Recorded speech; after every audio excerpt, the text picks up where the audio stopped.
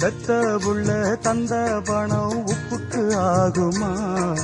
தாய்ப்பாலுக்கு கணக்கு போட்டா தாலி மிஞ்சுமா?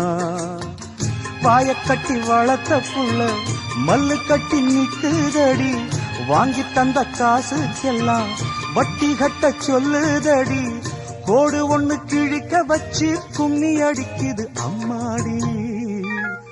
சம்சாரம் அது மின்சாரம், சம்சாரம் அது மின்சாரம்.